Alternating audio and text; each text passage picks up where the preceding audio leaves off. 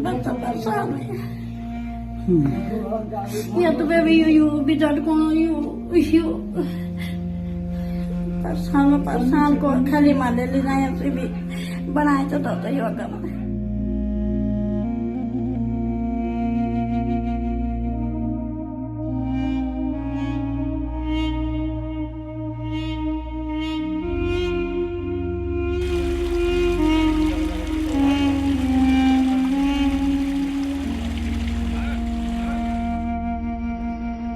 हाँ, मैं जोशीमठ बोल रहा हूँ, वही जोशीमठ शहर जिसको कभी आदि शंकराचार्य ने बसाया था। वही जोशीमठ जो बद्रीनाथ का प्रवेश द्वार है। आज जोशीमठ शहर सरकारी सिस्टम से चीख चीख कर कह रहा है कि साहब हमारे अस्तित्व को बचा लीजिए। जोशीमठ में रहने वाले लोगों की चीखें उस दर्द को बयां कर रही है जिससे आप अभी तक अनजान बने हुए हैं। जोशीमठ में किसी के घर का आंगन नीचे धंस चुका है तो किसी का घर टुकड़ों में बट चुका है, तो कईयों के घरों की दीवारों को तोड़कर पानी बह रहा है। आलम ऐसा है कि देखकर ही आपकी रूह कांप उठे। तो सोचिए वहां के स्थानीय लोगों का क्या हाल होगा, क्या गुजरती होगी उन लोगों पर जो वर्षों से इस शहर में रह रहे हैं और आज उनके आशियाने धरती में समाते जा रहे हैं। आखिर जोशीमठ शहर अचानक क्यों धंसता जा रहा है? क्या खत्म हो जाएगा आदि शंकराचार्य का बसाया हुआ शहर? क्यों बन गया जोशीमठ एक टाइम बम जैसा? क्या उत्तराखंड में विकास बना है विनाश लीला की वजह? उत्तराखंड का जोशीमठ शहर अब तक की सबसे बड़ी त्रासदी झेल रहा है। यहाँ दीवारें दरक रही हैं, जमीन धंस रही है, जमीन तोड़कर कहीं से भी पानी बह रहा है।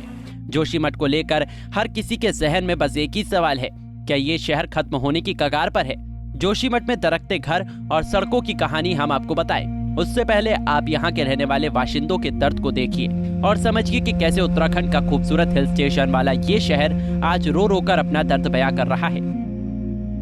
20 साल हुआ तो कुछ है नहीं हमारे पास, न खाने के बर्तन, न खाकर हमारा कुछ ये व्यवस्था हमारे लिए कुछ भी नहीं। एक बिस्तर भी अपने ला कर आ गए, टूटी फूटी चारपाई जो भी है सारा सामान अगर ये सही अपने व्यवस्था करे के सीमन में भी कहने रहे न ठंड से हमारा ठंड बच्चों बीमार हो जाए तो कौन करेगा न देखभाल।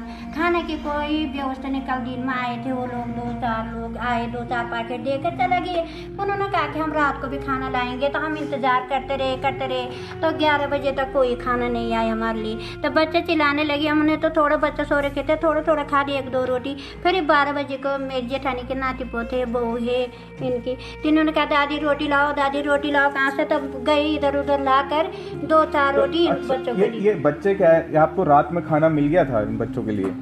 एक रात के 1 बजे गई मैं रोटी लोगों के दरवाजे पे गई, 2 रोटी लेके आई, तब मैंने अपने बच्चों को खिलाया।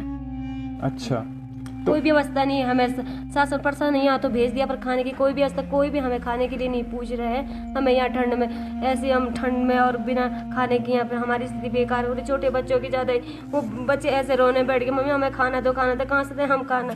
लोगों के दरवाजे पे घर सेपरेट है, वहाँ से हम कल रात के 1 बजे गई मैं, तब अपने बच्चे के लिए रोटी लाई। जब उसने कहा मम्मी मेरे पेट में दर्द, ये दिन भी आ गए हमारे जब हम अपने घर छोड़ के हम ऐसे लोगों के दरवाजे पे लेके अपने बच्चों के लिए रोटी खाना लेके जा रहे हैं। हम तो रह जाएंगे पर हमारे बच्चे कैसे रहेंगे? उसने कहा मेरे पेट में दर्द हो रहा।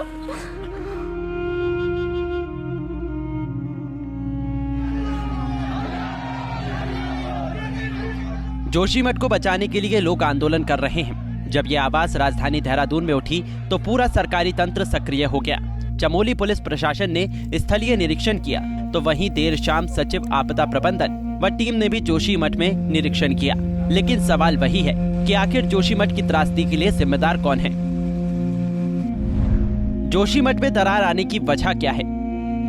दरकते जोशीमठ के बर्बाद होने की कहानी कोई आज की नहीं है। इसके पीछे जो वजह एक सरकारी योजना बताई जा रही है। जोशीमठ की स्थानीय जनता इसकी वजह एनटीपीसी के एक प्रोजेक्ट को बता रही है। इस प्रोजेक्ट में पहाड़ों को काटकर लंबी सुरंग बनाई जा रही है। लगभग 2 साल पहले ये प्रोजेक्ट शुरू हुआ था, जिसके बाद से ही जमीन में दरारें पड़ने के मामले सामने आने लगे थे। हालांकि जोशीमठ को लेकर कुछ अध्ययन पहले भी किए जा चुके हैं। 1976 की शुरुआत में मिश्रा समिति ने चेतावनी दी थी कि सड़क की मरम्मत और दूसरे निर्माण के लिए पहाड़ी को खोदकर या विस्फोट करके पत्थरों को ना हटाया जाए। क्षेत्र के पेड़ों को बच्चों की तरह पाला जाना चाहिए। अभी हाल ही में जून 2021 में स्थानीय निवासियों के अनुरोध पर गठित एक स्वतंत्र समिति ने इलाके का सर्वे किया और कहा कि खनन कार्य जोशीमठ को डुबो देंगे। लेकिन सरकारी विकास के रास्ते ने जोशीमठ में विनाश लीला की कहानी लिख दी, जिसका खामियाजा जोशीमठ ही नहीं बल्कि उत्तराखंड के कई शहर भुगत सकते हैं। कब बना था जोशीमठ? जोशीमठ उत्तराखंड के चमोली जिले में स्थित है। गेटवे ऑफ हिमालय के नाम से मशहूर जोशीमठ को ज्योतिर्मठ के नाम से भी जाना जाता है। ये बद्रीनाथ स्थित कई तीर्थ केंद्रों का प्रवेश द्वार है। ये शहर धार्मिक पौराणिक तो है ही, साथ ही ऐतिहासिक भी है। जोशीमठ आदि शंकराचार्य द्वारा स्थापित 4 प्रमुख पीठों में से एक है। यहाँ से भारत तिब्बत सीमा महज 100 किलोमीटर की दूरी पर है। वहीं जोशीमठ में 1962 के बाद बड़ी इमारतें बनने का सिलसिला शुरू हुआ था। चीन के साथ युद्ध के बाद इलाके में सड़कें बनाने का काम तेज हुआ। शहर का महत्व इस लिहाज से बढ़ा तो यहाँ बसावट भी बढ़ी। कई होटल और कार्यालय खुले।